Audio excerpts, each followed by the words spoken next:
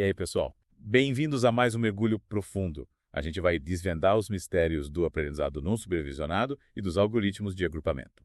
Isso aí. E para te guiar nessa jornada? A gente tem vídeos do YouTube Trechos de textos acadêmicos. e a sua revisão da semana 2. É verdade. A revisão vai ser nosso ponto de partida. Ela vai ser tipo a nossa bússola. Exatamente. Uma bússola para te ajudar a absorver o máximo de conhecimento. Preparado para essa aventura? Bora lá.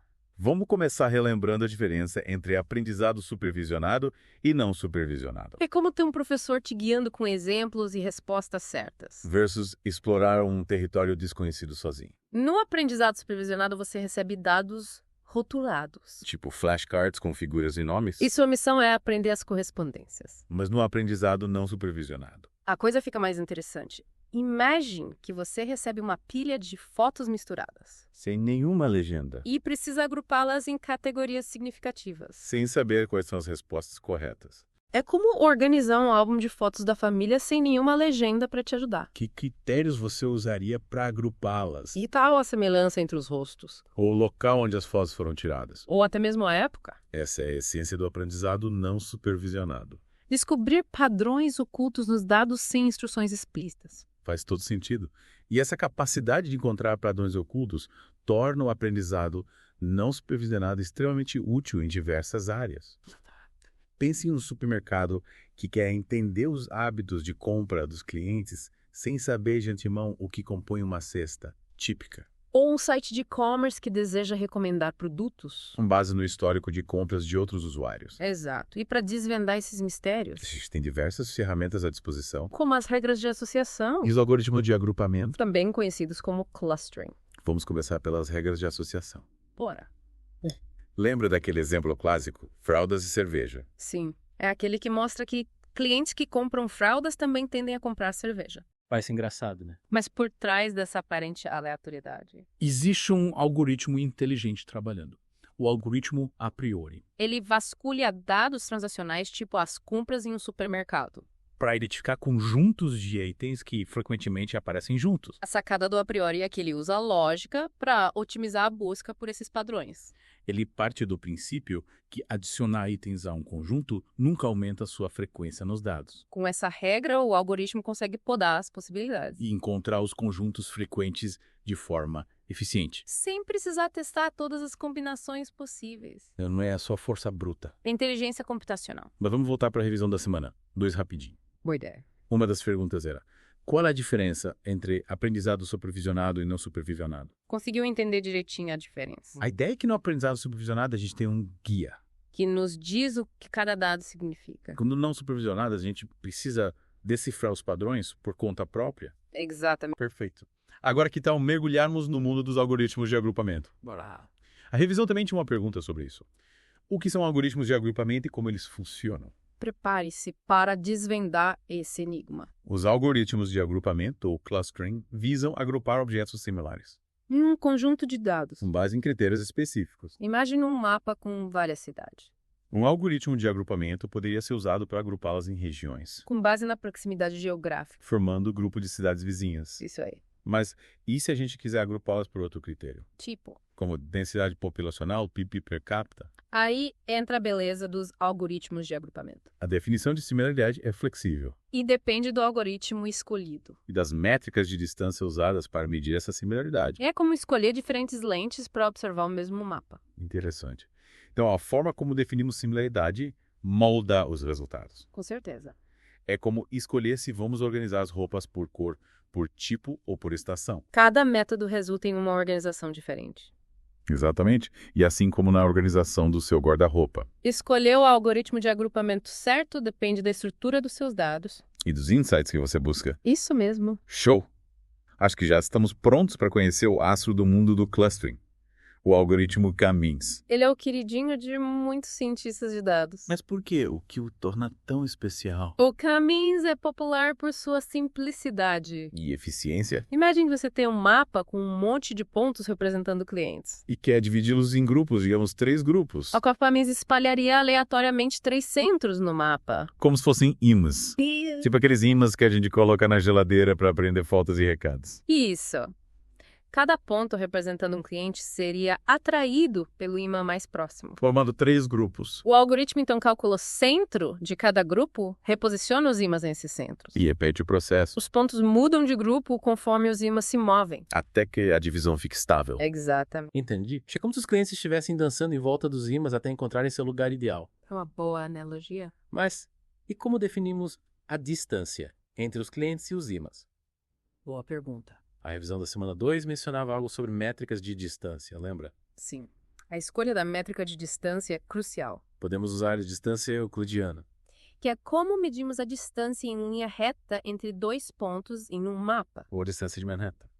que considera apenas movimentos horizontais e verticais. Como se você estivesse andando pelas ruas de uma cidade planejada. Exatamente. Então, a métrica de distância influencia a forma como os grupos são formados. Com certeza. E o K-means por usar a distância euclidiana? E buscar minimizar a soma dos quadrados das distâncias. Tende a formar grupos compactos e esféricos, É como se os ímãs tivessem uma força de atração uniforme em todas as direções. criando grupos redondos. Fascinante. Mas, e se nossos clientes não estiverem distribuídos de forma tão bonitinha e redondinha? Aí a coisa complica um pouco. A revisão também falava sobre as limitações do K-means. É verdade. Quais são elas? O K-means pode ter dificuldade em lidar com grupos de formatos complexos, Tipo, como aqueles alongados em forma de lua crescente ou com densidades diferentes.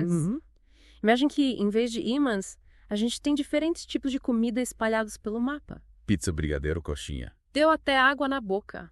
Mas, voltando ao exemplo, Se os clientes que gostam de pizza estiverem espalhados em uma linha comprida, o K-means pode acabar dividindo-os em vários grupos menores. em vez de reconhecer a estrutura alongada do grupo. É como tentar encaixar peças de um quebra-cabeça que não se encaixam. Então, a K-means é como um cortador de biscoitos que só faz formatos redondos. É uma boa analogia. Se Mater tiver outro formato, os biscoitos não vão ficar legais. Exatamente. E é aí que entram outros algoritmos de agrupamento, Como o clustering hierárquico. que exploramos na revisão da semana 2. Ele é mais flexível em relação à forma dos grupos, Pois constrói uma hierarquia de grupos. como uma árvore genealógica. Isso mesmo. Lembro que na revisão a gente viu um exemplo de como o clustering hierárquico pode ser usado para classificar espécies de animais. Mostrando as relações evolutivas entre elas. Exatamente. O clustering hierárquico pode ser aglomerativo.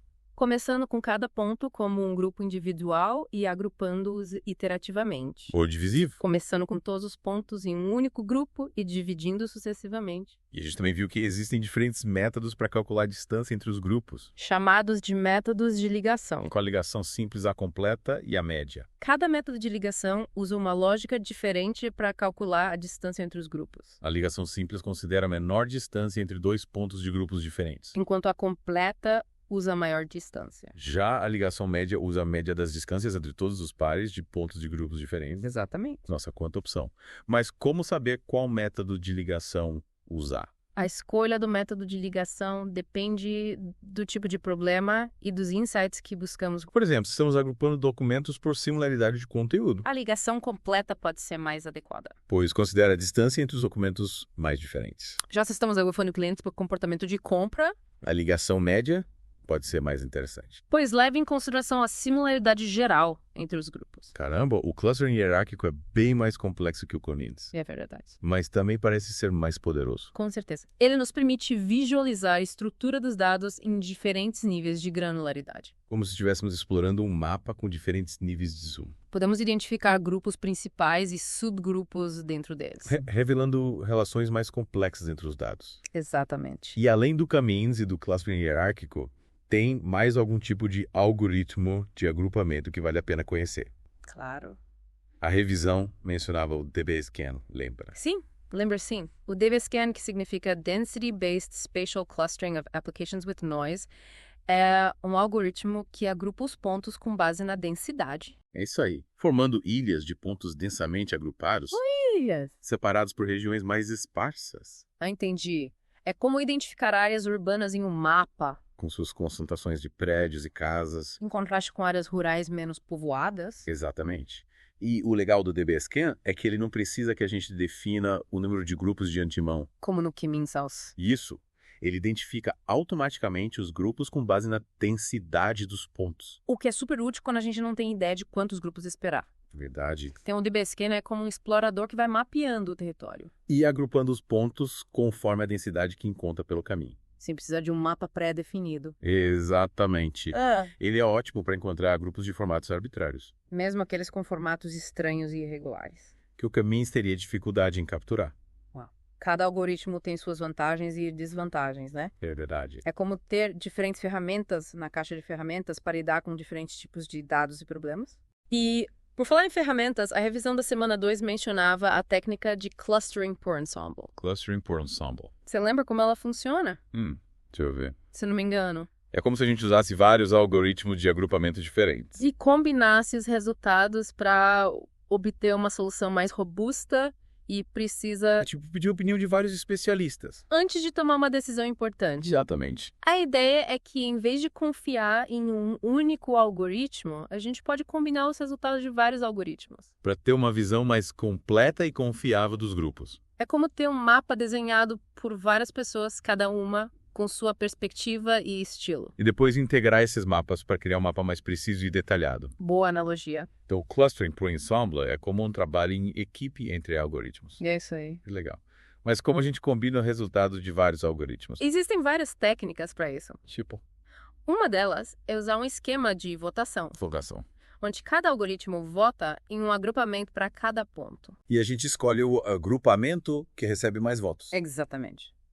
Outra técnica é usar uma abordagem baseada em grafos, Grafos. onde os pontos são representados como nós em um grafo. E as arestas representam a similaridade entre os pontos. A gente pode então usar algoritmos de particionamento de grafos para identificar os grupos. Nossa, o clustering por ensemble parece bem sofisticado. Verdade. Mas me diz uma coisa, qual a vantagem de usar essa técnica?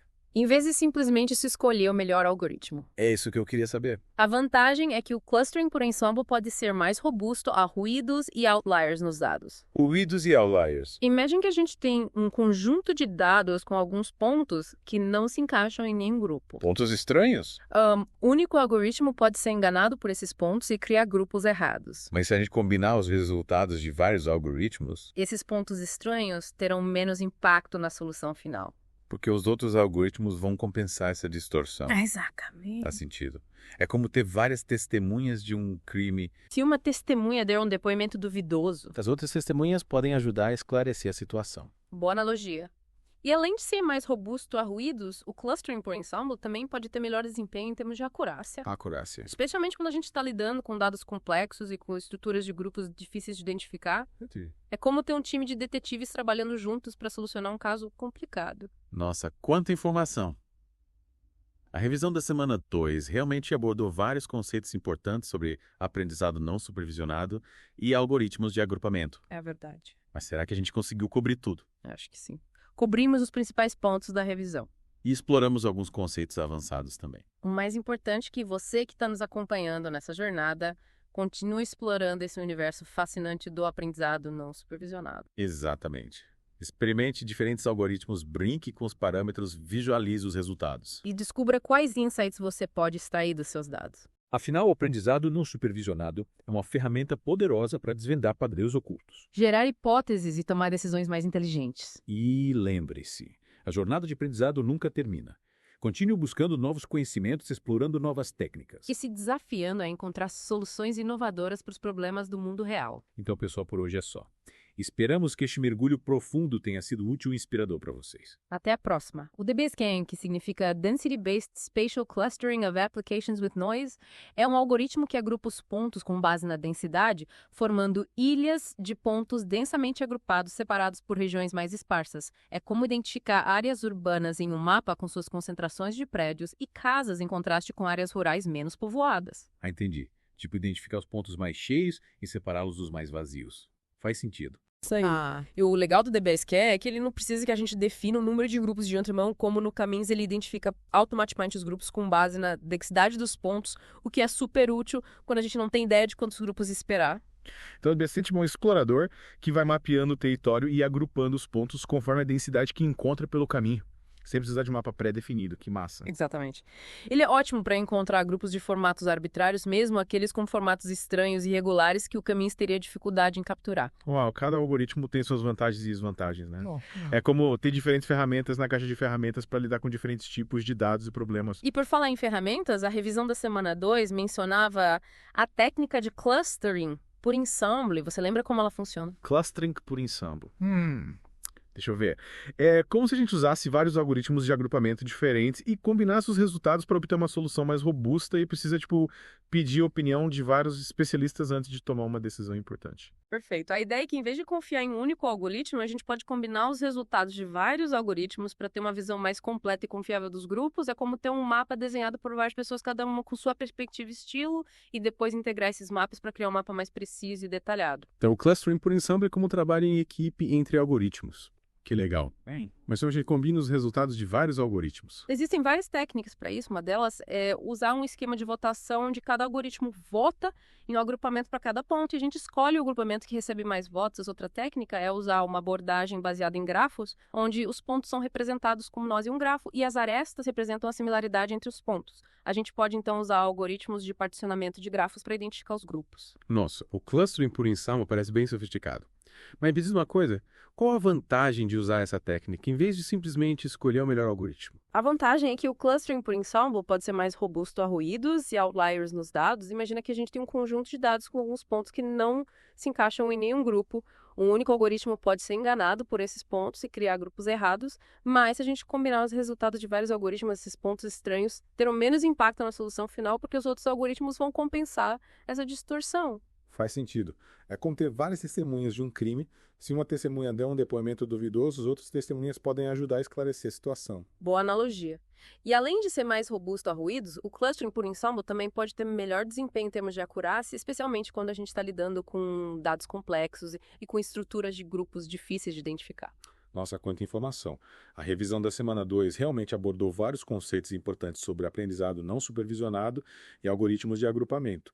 Mas será que a gente conseguiu cobrir tudo? Acho que sim. Cobrimos os principais pontos da revisão e exploramos alguns conceitos avançados também, mas o mais importante é que você que está nos acompanhando nessa jornada continue explorando esse universo fascinante do aprendizado não supervisionado. exatamente. Usem a criatividade. Experimentem diferentes algoritmos. Brinquem com os parâmetros, visualizem os resultados e descubram quais insights vocês podem extrair dos seus dados. Afinal, o aprendizado não supervisionado é uma ferramenta poderosa para desvendar padrões ocultos, gerar hipóteses e tomar decisões mais inteligentes, tipo Sherlock Holmes da análise de dados. É isso aí. E lembrem-se, a jornada de aprendizado nunca termina. Continuem buscando novos conhecimentos, explorando novas técnicas e se desafiando a encontrar soluções inovadoras para os problemas do mundo real. É isso aí, pessoal. Esperamos que esse mergulho profundo tenha sido útil e inspirador para vocês. Até a próxima.